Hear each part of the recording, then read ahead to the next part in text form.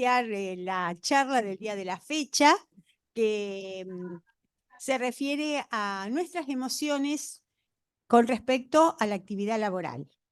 Por supuesto que abarca la libertad, la actividad laboral del profesional en abogacía, como así también de aquellos que no están dentro de la abogacía, pero que el estrés les influye de acuerdo a las emociones que presentan dadas situaciones.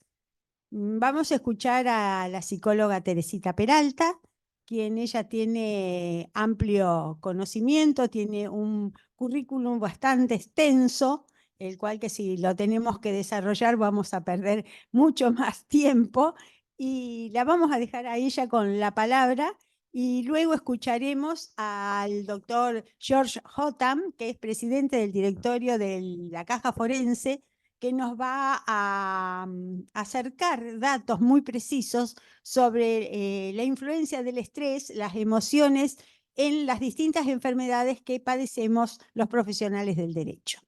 Estimada psicóloga, la dejo a usted con la palabra. Muchas gracias.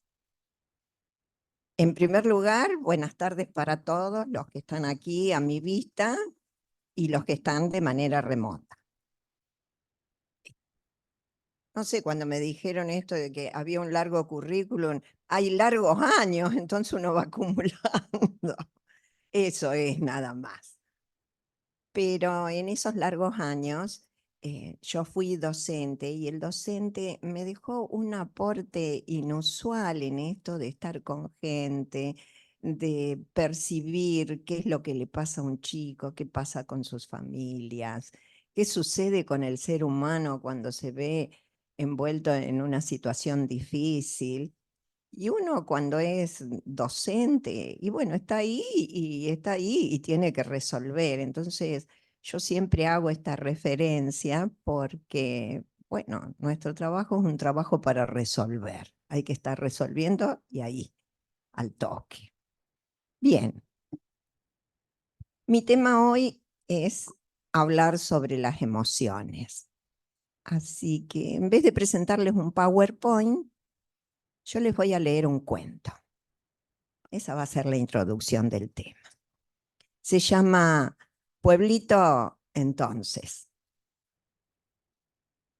En mi pueblo, ese que yo conservo en el perímetro de la memoria, había pocas calles de tierra, un palenque para el sulky de algún chacarero y trigales que rodeaban las vidas simples.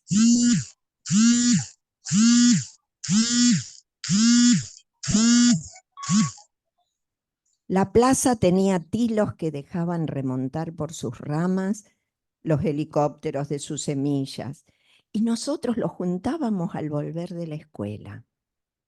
En mi cuadra, enfrente, había 3 sastres que tal vez sobraban para coser trajes a los pocos habitantes. Extraño misterio que nunca pude descifrar. A mitad de cuadra estaba la pompa fúnebre, que en días de aciagas despedidas ponía en las calles la oscura carroza, con sus crespones y sus flores de un intenso olor a muerte. Los caballos lucían penachos negros y al pescante iba el viejo Ponti, enfundado en su frac y con un sobrio sombrero de copa. Cercana, por altoparlante, la música mortuoria me empujaba a buscar refugio en la falda segura de mi madre. En los veranos esperábamos la primera breva de la higuera, siempre alta, siempre esquiva y siempre vaciada por los pájaros burlones. En el atardecer juntábamos luciérnagas en pequeñas cajas con agujeritos sabiamente recortados, faroles de antaño que aún alumbran los rincones de mi nostalgia.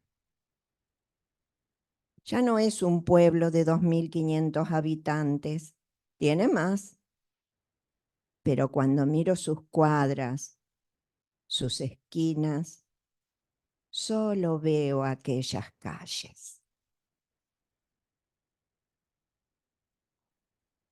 Bien, mi tema son las emociones y supongo que con la evocación se remueven algunas emociones. Cada uno habrá pensado tal vez en alguna pequeña chispita de su infancia.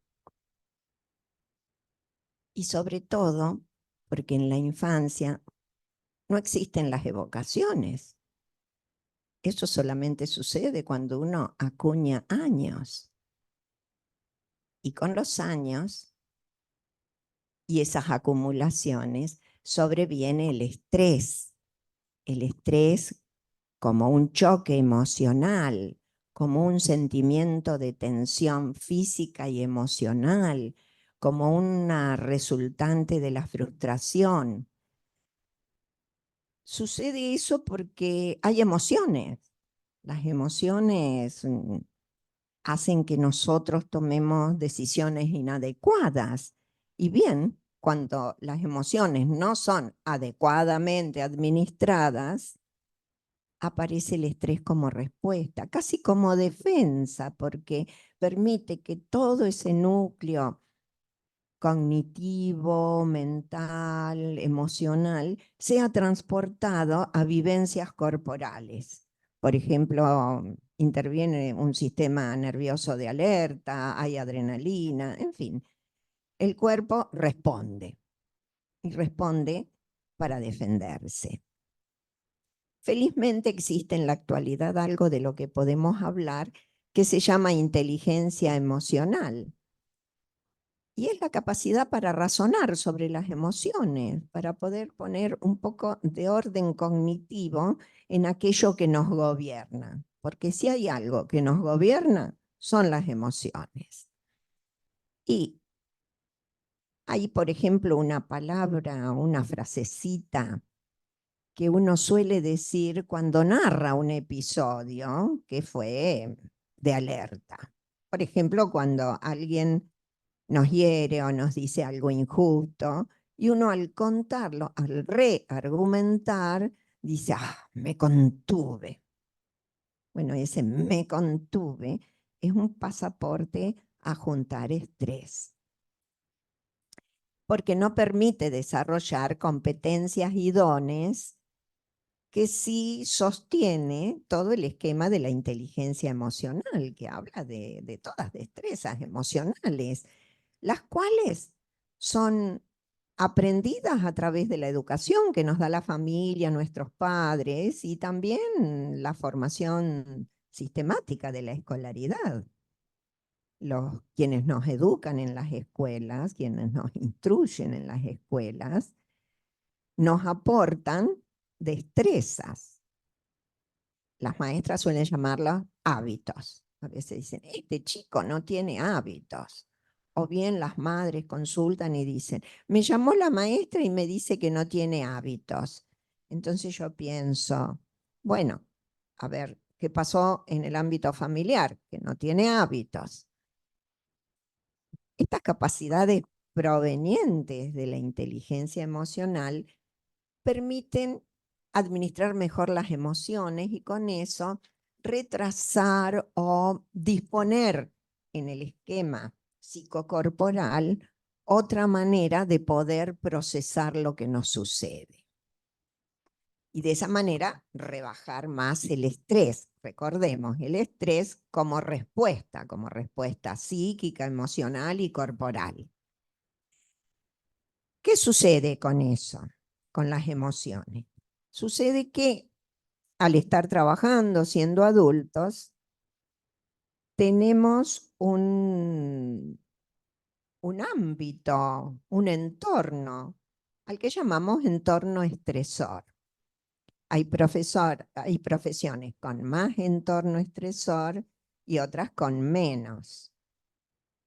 Por ejemplo, se dice que en la profesión de escenario, es decir, ser actor, ser actriz, permite canalizar y depositar en el personaje vivencias que podrían ser dolorosas para la persona que desempeña esa profesión y que se puede llevar el personaje.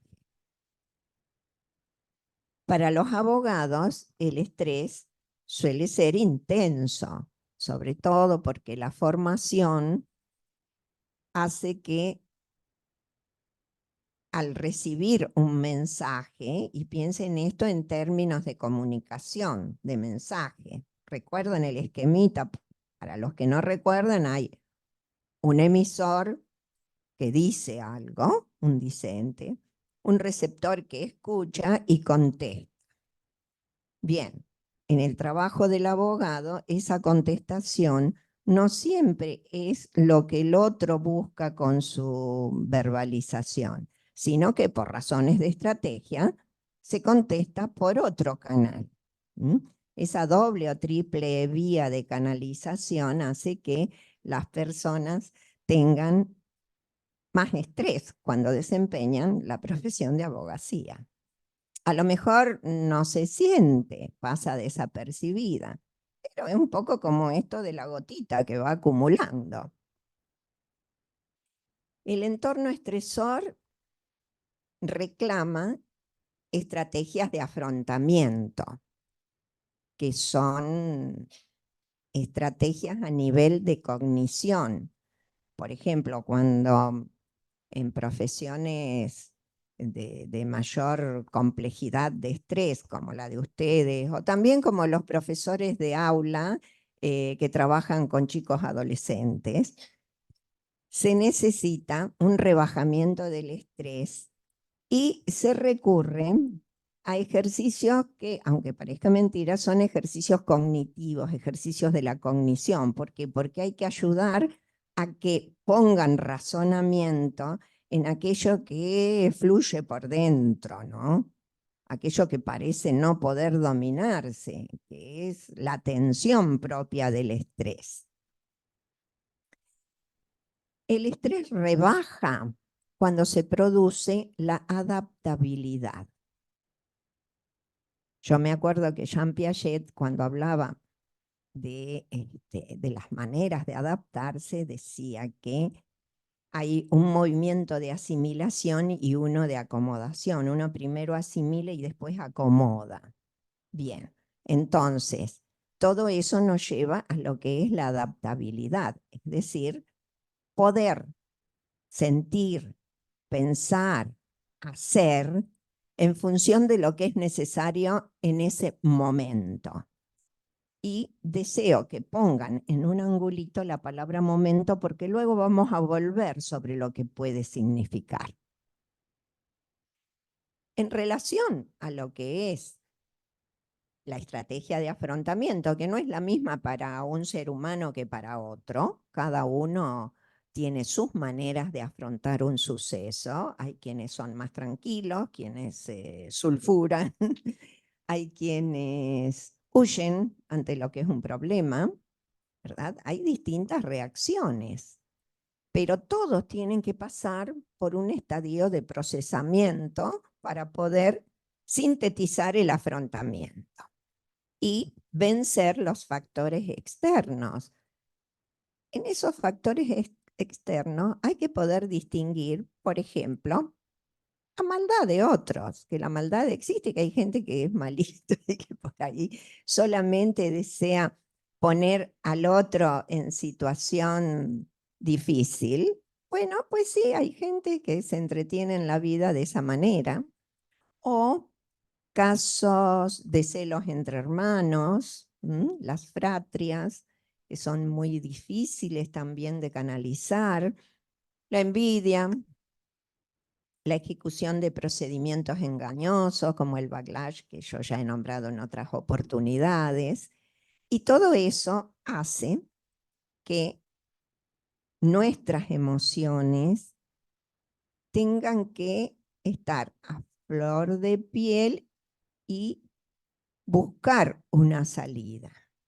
Supongamos que la persona es como dicen algunos, no, es muy hermético, es muy cerrado, no sabemos qué piensa, no sabemos qué le pasa, no comenta, no dice. Bueno, todo eso es está quedando adentro. En algún momento, ¡pum!, eso explota, ¿verdad? Eso explota porque el cuerpo tampoco lo resiste llegado a un punto. Por lo tanto, hay una relación directa entre lo que es el equilibrio corporal, o sea, la homeostasis, con lo que la mente piensa, con la manera en que el pensamiento entra al molde del lenguaje para poder ser expresado. Esa idea no entra igual en todos los idiomas, porque hay idiomas que se aprenden por alfabetización, como el inglés, que es un poco rígido y es sencillo de aprender en su gramática, y otros idiomas como el nuestro, el castellano, que tiene una gramática francamente dificultosa para los que son extranjeros y lo tienen que aprender, pero es un idioma amplio, rico, intenso, con muchas varianzas, y permite que la mente pueda fluctuar. Entonces no es fácil hacerlo entrar al molde del lenguaje. No es fácil que esa idea elija entre tanto. Hay este idioma más hablado por los latinos, hace que se piense en lo que es, es un temperamento latino. Bueno, todo se relaciona y tiene que ver, por supuesto, con lo que los médicos llaman el neurodesarrollo, que sería desde un punto de vista biológico, y los médicos podrían contarlo mucho mejor que yo, la manera de ir creciendo, de ir desarrollando la vida, estableciendo un correlato entre la madurez biológica y la madurez emocional, mental, espiritual. Existe. Bueno, existe con algunos inconvenientes a veces, porque nada es perfecto, no somos seres perfectos, entonces hay momentos en que uno mira y dice, ¡ay, qué inmaduro que es! Pero no lo dice por lo que es biológico, lo dice por las reacciones que tiene cuando conversa, cuando hace cosas, cuando no le importa nada del otro. Bueno, y ahí surge este tema de la otredad, que no lo voy a desarrollar ahora, pero hay que pensar que somos seres sociales y siempre hay otro por quien hacer, por quien brindar ayuda, por otro a quien escuchar, otro a quien atender. Hace un tiempo, digamos en el siglo XX, se trajo a la actualidad algo que los orientales venían trabajando desde la época de Cristo más o menos, y tal vez antes, tal vez desde la época de Buda, que es el mindfulness. Y tiene que ver con la manera de poder establecer una manera de pensar momento a momento. ¿Qué significa momento a momento? No estar eslabonando la vida según la transcurrencia del tiempo. Hay personas que establecen todo un calendario, semanal, mensual. La querida agenda, la querida agenda. Bueno, eso, la agenda es una prisión. La agenda nos tiene cautivos. Hay personas que no necesitan agenda, que van recordando todo. ¿Por qué? Porque la meditación interna, que no siempre es sentarse así 20 minutos, pensar. No, la meditación interna es un ejercicio cotidiano para poder pensar y hacer momento a momento. Es consciente, es cognitiva, y su desarrollo propone una mayor autopercepción de sí mismo, una mayor empatía y una mejor regulación de las emociones. El mindfulness es conocido también como prácticas de atención plena. A veces en los libros aparece más como prácticas de atención plena. Se han hecho estudios en muchísimos lugares, porque hará más o menos unos 60 años que esto empezó como a resurgir, cuando en realidad todos los monjes tibetanos lo tienen como una cuestión cotidiana. Vale la pena aquí hacer una aclaración en esto de la mejor regulación. ¿Por qué? ¿Por qué se nombra una mejor autorregulación referida a las emociones? Porque mejor autorregulación significa que habrá una mejor homeostasis también, un mejor equilibrio. Y lo que se busca es que el organismo quede inmunizado en relación a enfermedades posibles. Y eso se logra con equilibrio. Piensen, por ejemplo, una vacuna es una manera de obnubilar la defensa natural del organismo ante tal o cual enfermedad. Pero todas las que somos madres acá hemos vacunado a nuestros hijos. ¿Por qué? Porque es una manera de proteger. Sin embargo, esa inmunidad es recibida, no es generada. Por supuesto que la vacuna es como que, bueno, hace que se genere todo eso, pero, digamos, es por un factor externo. O podría nombrar los casos de Cushing, donde sube el cortisol, que es la señal para saber si uno tiene mucho estrés. Y es una doble respuesta en el Cushing. La persona con Cushing organiza su pensamiento de manera distinta.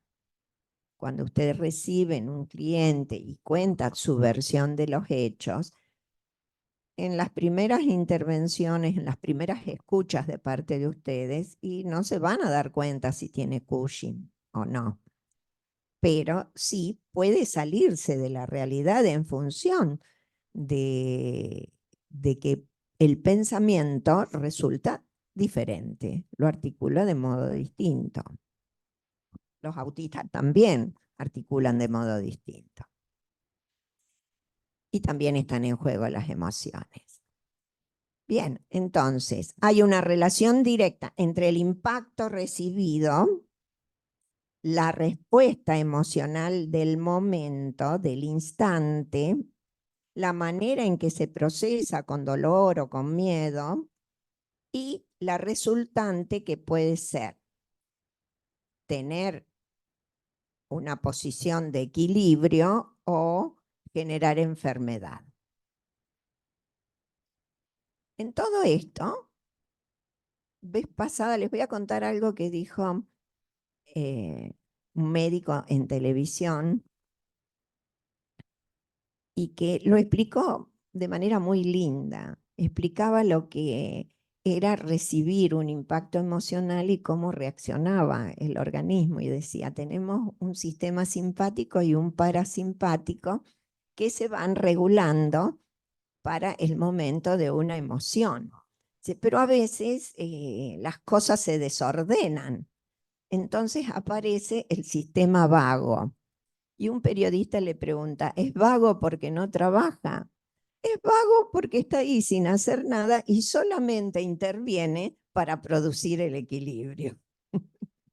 A mí me encantó esa explicación, así que se las traje a ustedes. Por lo tanto, sube el estrés, decrece la inmunidad. Y ese es un principio de psiconeuroinmunoendocrinología. Que las emociones inciden en el individuo, en su desarrollo y en su manera de organizar su vida, bueno, no es ninguna novedad. Ya sabemos que la alegría reconforta y lo doloroso puede producir enfermedad o disfunción. Es decir, se pierde la homeostasis. ¿En qué sentido? En un sentido psíquico, en un sentido social, en un sentido biológico.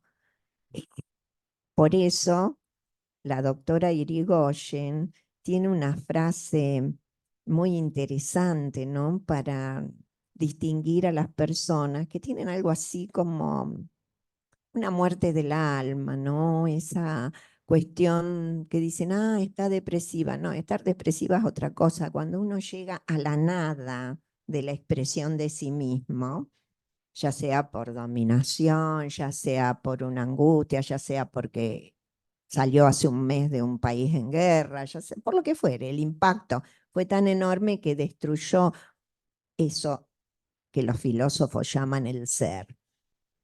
Bien, ella dice, hay muerto pero no hay cadáver. ¿Por qué? Porque el cuerpo sigue andando, pero todo lo que somos por dentro, en nuestras emociones, en nuestro ánimo, en nuestra subjetividad, eso desapareció. Después hay que recuperarlo, ¿no? Bien. Para eso es que se ha recuperado este significado del mindfulness, que en realidad sería una vieja escuela oriental de miles de años atrás para la regulación atencional, para poder focalizar todo lo que es la atención en la experiencia momento a momento, sin programar. A veces programar es lo que nos va incrementando la atención. Obviamente, como es oriental, la respiración es un factor importante en la manera de poder procesar lo que meditamos. Permite lo que se llama habilidad de conciencia. Y una conciencia, digamos, no elaborativa, no una conciencia para ir programando y diciendo, no, pero si hace esto, yo voy a pensar aquello y tengo que lograr esto y voy a pensar esta estrategia. Bueno, todo eso de pensar las estrategias, bueno, todo eso es lo que hace subir el estrés. Cuando nos damos cuenta de que una persona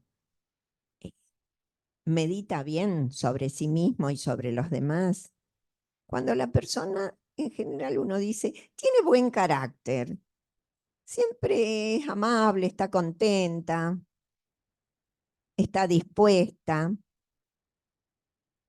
tiene buenos sentimientos, puede aceptar, puede ceder, tiene paciencia. Aceptar, ceder y tener paciencia son tres de las condiciones importantes en cuestión de mindfulness. ¿Por qué? Y porque uno está tranquilo, no está estresado, por lo tanto el pensamiento fluye solo y ordenado. Percepción y atención sirven para focalizar, pero no esa percepción guiada o favorecida por inducción cuando se trabaja en búsqueda de un insight de aprendizaje, sino lo que fluye naturalmente.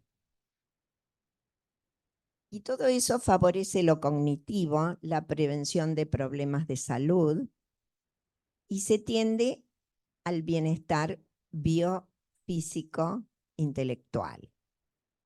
Por lo tanto, logramos el equilibrio emocional en ese momento.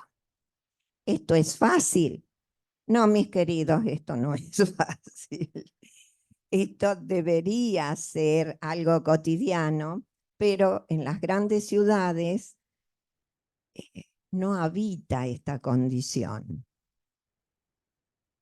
Mucha gente se va a lugares, a poblaciones pequeñas, incluso a otros lugares más remotos del mundo, en búsqueda de esa estabilidad emocional, porque piensan que en eso consiste vivir adecuadamente. Yo coincido con que la tranquilidad es aquello que nos permite vivir bien. Sin embargo, bueno, impactos emocionales vamos a tener siempre en la vida. Un pequeño susto, nos chocan de repente cuando vamos en el auto, o aparece un bicho desagradable. Todo eso es algo cotidiano. Es algo cotidiano, pero hay que poder conocer cómo procesarlo. Y esto del mindfulness, bueno, es una de las maneras.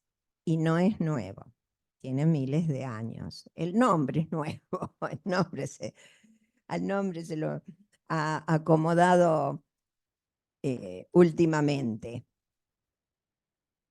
¿Qué nos queda por pensar? Bueno, como dijo Pepe Mujica por televisión hace poco, la vida es hermosa, pero se gasta. Por eso no hay que pensar en el éxito, porque el éxito no es tener aplausos, el éxito es poder levantarse cada vez que uno se cae. Y con esto voy a cerrar el tema. No sé si quieren hacer alguna pregunta. No sé si los que están de manera remota quieren hacer preguntas. Esa parte, es decir, lo remoto no lo manejo yo. No manejo los aparatos, me refiero.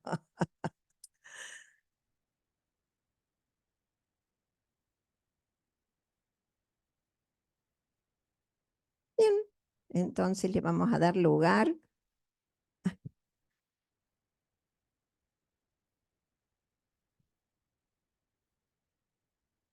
Bueno, gracias. Le vamos a dar lugar.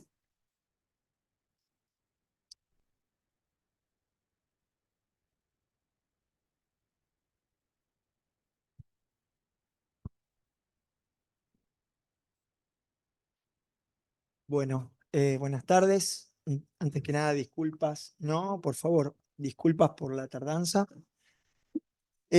Bueno, me pareció sumamente interesante así entra en el video. Me pareció sumamente interesante el tema porque efectivamente la profesión nos deteriora, tenemos una profesión hermosa, pero que repercute mucho en la salud.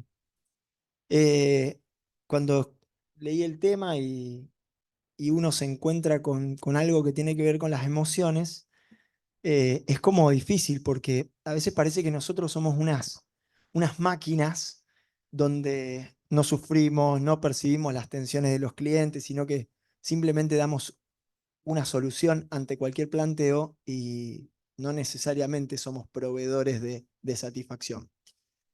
Eh, para empezar, hay algo que tiene que ver eh, con su gestación. A lo mejor creo que Teresita, vos podés llegar a compartir conmigo. La profesión de abogado es compleja porque desde el primer día, la persona que se sienta del otro lado de nuestro escritorio no quiere hablar con nosotros, no quiere estar ahí. La persona viene angustiada por un problema y no querría tener ese problema. Es decir, ya desde el vamos nos encontramos en interacción, interactuando con alguien que no quiere charlar con nosotros, que preferiría no estar ahí. Con lo cual, manejar correctamente las emociones no solo nos va a ayudar a nosotros, sino también lo va a ayudar a la otra parte. Eh, Dicho esto, y superada la cuestión desde el vamos, empieza una larga carrera. Yo siempre digo a los chicos, cuando los agarro jovencitos en la facultad, o cuando me encuentro con los nobles, que recibirse de abogado es haber hecho la primer parte, que es la parte fácil. O sea, rendir las materias de grado es la parte fácil. Lo difícil empieza después, porque hay que ser rápido, como decía Teresita, hay que estar eh, con esas condiciones de paciencia, con la posibilidad de dar, de escuchar, de ceder, de transar, a veces de postergar los propios intereses por los del cliente. Nosotros a veces tenemos apuros por cerrar un tema, porque vivimos de la profesión y ese honorario que estamos ahí, que estamos viendo que podemos llegar a cobrar, quizá se desvanece entre las manos por por un pedido del cliente que nos pide seguir. Entonces, prepararnos para eso creo que es un puntapié inicial interesante. Em, la facultad a veces no hay una materia de psicología, creo que debería haberla en el grado, no como materia optativa, porque también interactuamos con gente compleja. Muchos de nuestros clientes tienen patologías psicóticas, neuróticas. Desde ya, desde el vamos tiene un problema, ¿no? No digo que nadie pueda tenerlo, pero bueno, hay gente que parece que se los busca los problemas también, ¿no? Entonces, estar preparados nosotros para enfrentar una situación de estrés realmente también es parte de la agenda del abogado. Yo tengo abogados que estudiaron conmigo y hoy eligieron otras ramas del derecho. Hay uno que tiene una inmobiliaria, por ejemplo. Entonces yo le decía, bueno, lo tuyo es fácil, porque vos siempre están contentos tu cliente. El que vende porque vende y el que compra porque compra. Nosotros generalmente tenemos clientes insatisfechos porque reciben menos de lo que creían que merecían recibir o porque tienen que pagar algo que creían que no tenían que pagar. Entonces, construir el presente también con la mirada en esa coyuntura y en esa dificultad de administrar problemas, también es parte de nuestra agenda. Eh, claro, ¿cómo no nos vamos a enfermar después de todo esto que les conté?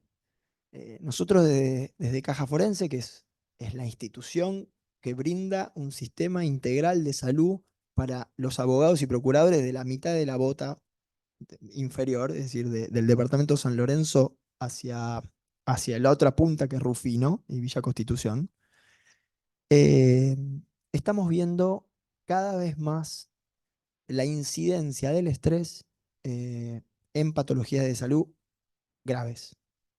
Em, Entre el 30 y el 40% del presupuesto anual se gasta en medicación de alto costo. Y esos son los casos, entre otras cosas, diabetes, medicamentos oncológicos. Y cuando uno empieza a investigar, eh, el impacto del oncológico, sobre todo, tiene mucho que ver con la cuestión de estrés. Lo que decía Teresita bueno, el Cushing es uno de los casos, se ve cada vez más serotonina baja en los abogados. Esto habla de una enzima que tiene que ver directamente con la depresión. Y nosotros desde la caja forense por ahí lo que vemos es que la medicina siempre llega tarde. Llega a tiempo porque nos cura, porque nos ayuda, porque nos levanta, pero llega tarde porque en realidad debería haber estado antes. Nosotros estamos convencidos que la medicina preventiva es la solución. Creo que hay muchos casos que se evitarían con un adecuado control, con un seguimiento. Eh, nosotros como políticos, ahora sí, nosotros como políticas, desde hace ya un tiempo, pero un año y medio aproximadamente, incorporamos los consultorios propios. Los consultorios propios tenemos dentro de acá, a metros nuestros, al lado pegadito a honorarios. ¿M? Así que cuando uno sale de una muy buena regulación o una muy mala regulación, puede ir a un cardiólogo que tenemos. Siempre hay clínicos.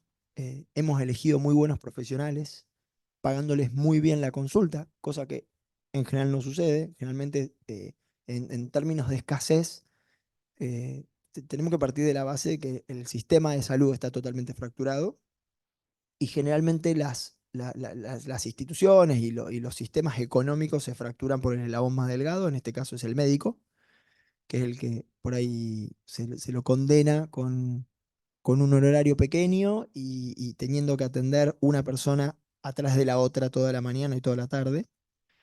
Situación quizá similar a la que vivimos con la profesión nuestra, ¿no? Eh, Digo, como institución, nosotros en la Caja Forense defendemos el honorario profesional, debemos ser coherentes para con los médicos y defender el de ellos. Entonces elegimos un camino que se enmarca en un comienzo donde el profesional nos recibe, nos hace un exhaustivo control médico y empieza a trabajar las cosas que verdaderamente nos inquietan.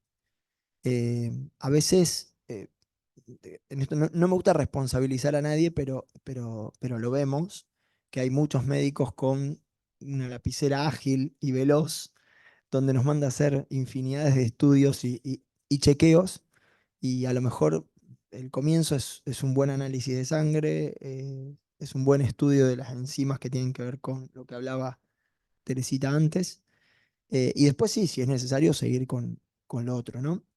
Em, en términos estadísticos, $1 invertido en prevención representa $10 que se evitan en prestaciones. Es decir, miren si no es interesante la prevención hasta con un impacto económico.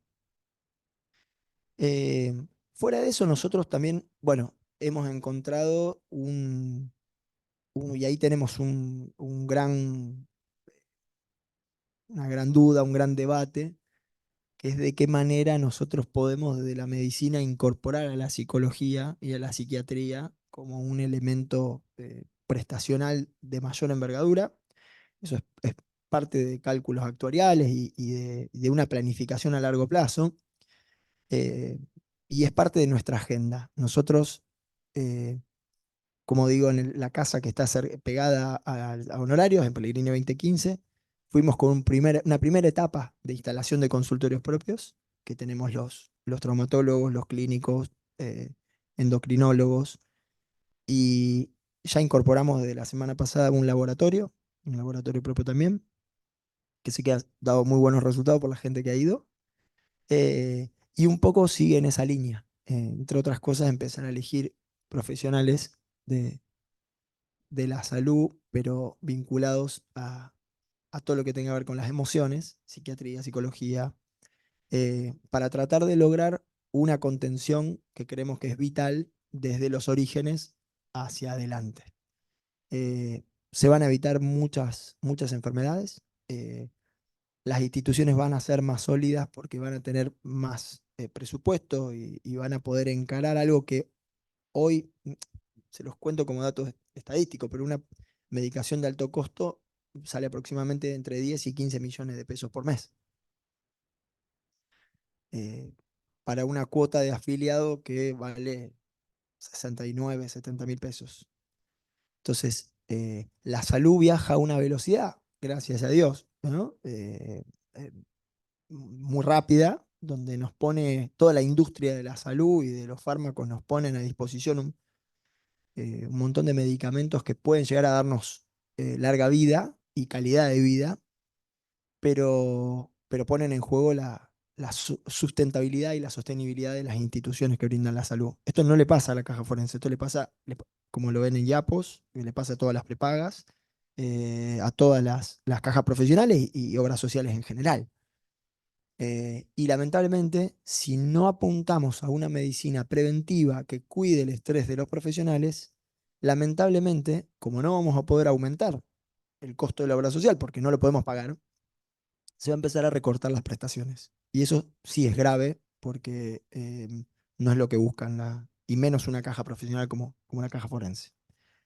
Así que un poco contarles eh, dónde creemos desde la institución que es necesario hacer hincapié, cuál es la agenda actual y bueno, ponerme a disposición ya para algunas preguntas, algunas consultas que haya de los profesionales los que han escuchado, a sabiendas, como digo siempre, que la profesión de abogado es una profesión hermosa, es una profesión basada principalmente en la vocación de servicio, en ayudar al otro y a postergarnos nosotros mismos, como si nuestros asuntos no fueran importantes y podrían esperar, esa idea idílica de que lo del cliente es urgente, pero lo nuestro puede esperar.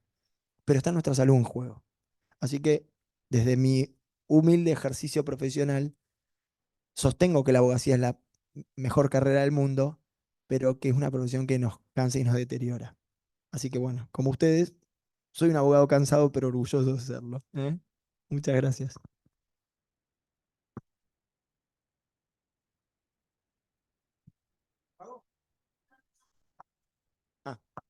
Ah, te lo alcanzo, sí. Hola. Lo que yo quiero preguntar con respecto a la abogacía es si los problemas psíquicos y los problemas cardíacos, con respecto a lo mejor si tenés conocimiento de otras obras sociales, de otros profesionales, son mayores los problemas cardíacos y psiquiátricos nuestros o psíquicos que en otras profesiones. Sí, cada profesión tiene como sus patologías, así como el estibador tiene problema de espalda, el abogado tiene problema cardíaco. Sí, los más frecuentes son las patologías cardiológicas, y después estamos viendo que hay un alto, pero alto impacto de todas las enfermedades que tienen que ver con el cáncer, que entendemos que muchas veces tienen una raíz emocional.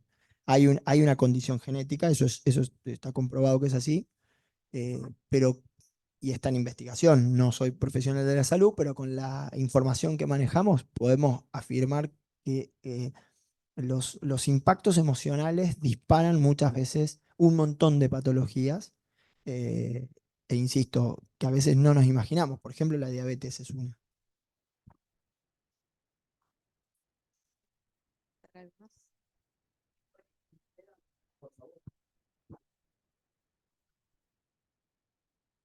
¿Ya está? Sí.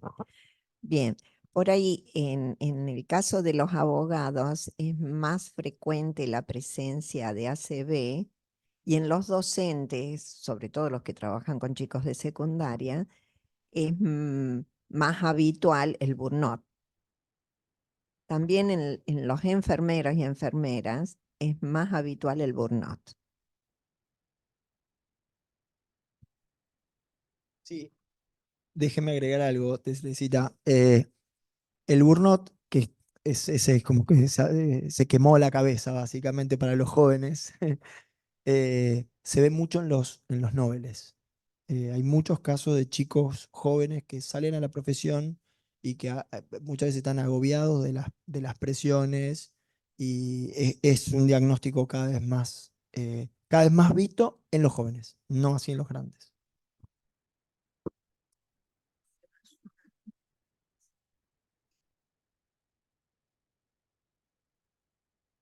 Bueno,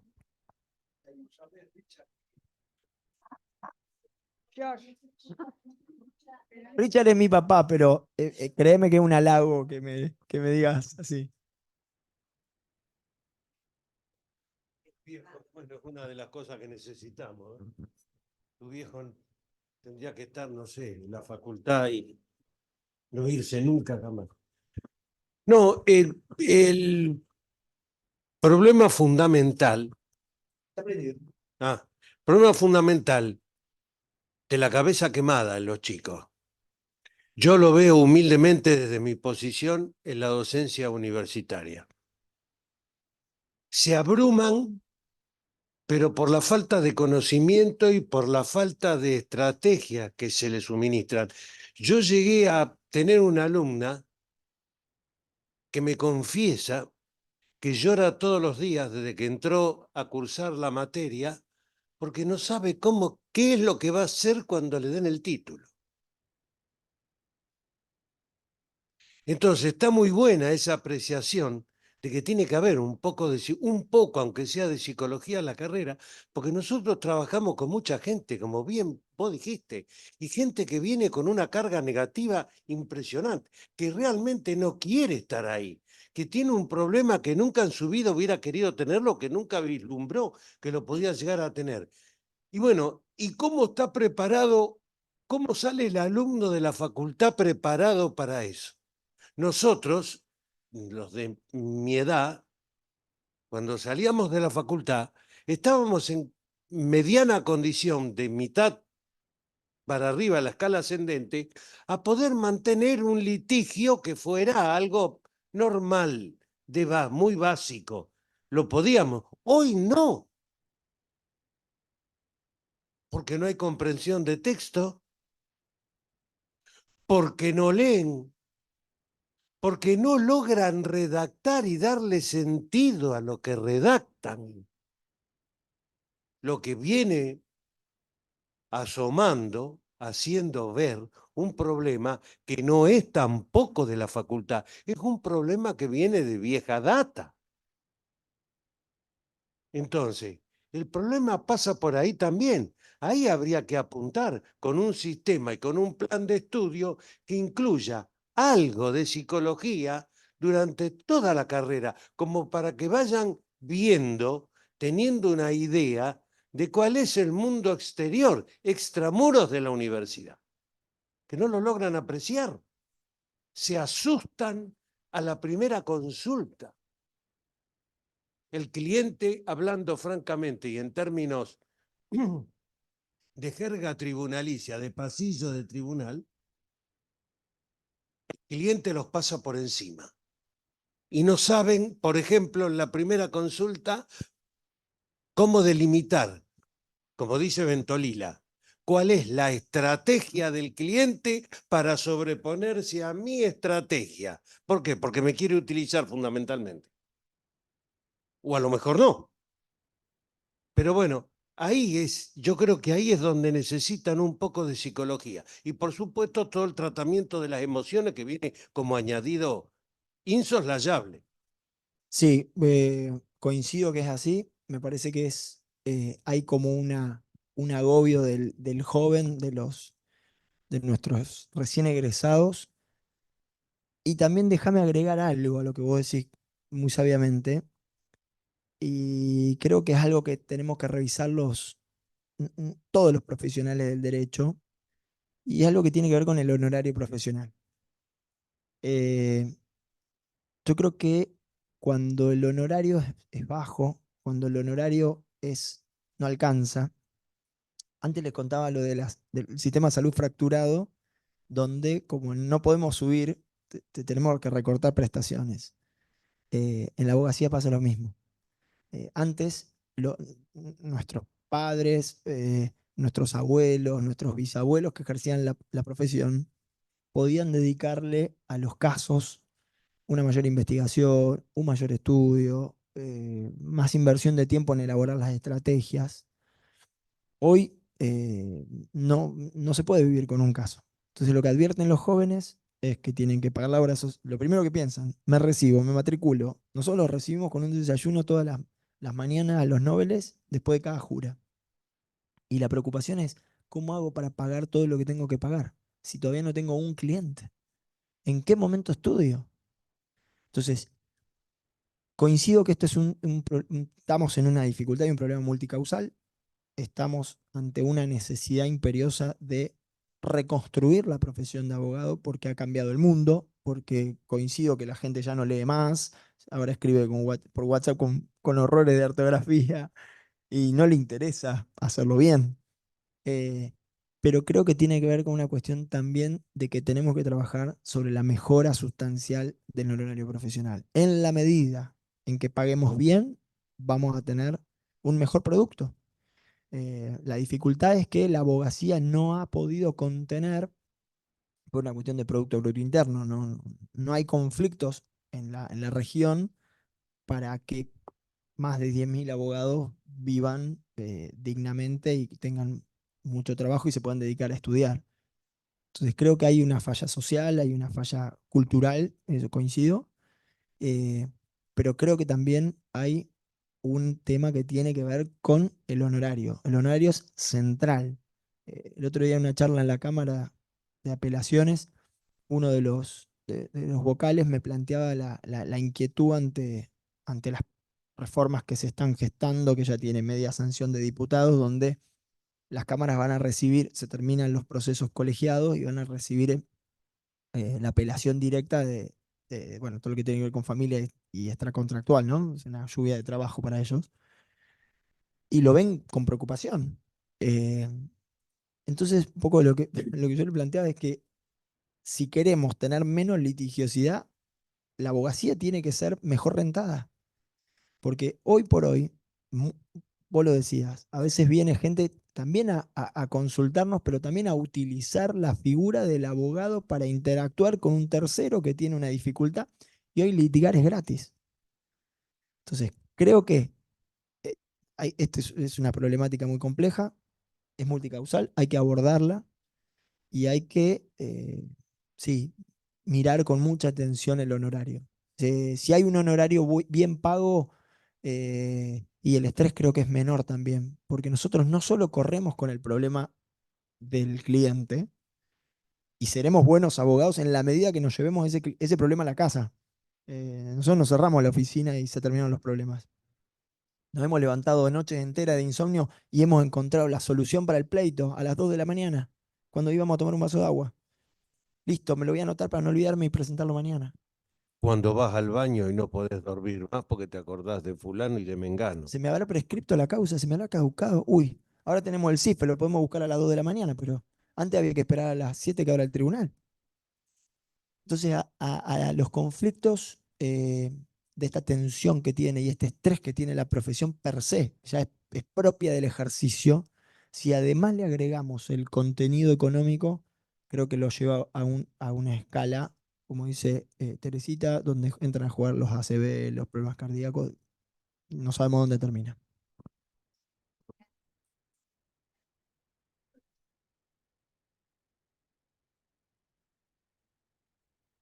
Lo que no inhibe pensar en que, bueno, cada vez que yo escucho lo que se ha dicho recién acá, bueno, siento que retrocedemos y volcamos la mirada sobre la educación. Tenemos que cambiar de educación para que los chicos lleguen por lo menos a la universidad leyendo bien, interpretando bien, redactando bien. Pero, ¿qué nos dice la práctica profesional? Que cuando tienen que preparar la tesina o trabajo final o monografía o como sea en cada universidad, buscan ayuda porque no saben redactar. Buscan ayuda porque no saben redactar y ya tienen el título ahí, al toque. Es decir, hay cosas que están muy desordenadas y que tienen epicentro en una educación alicaída y tristona y que ha sido peor desde la ley federal para acá. Es así. Bueno, vamos a dar por terminada la charla de hoy. Vamos a agradecer a la psicóloga Peralta y al doctor Hotham sus apreciaciones y valoramos lo que nos han dicho y espero que a quienes están presentes como aquellos que están virtualmente les haya servido la jornada.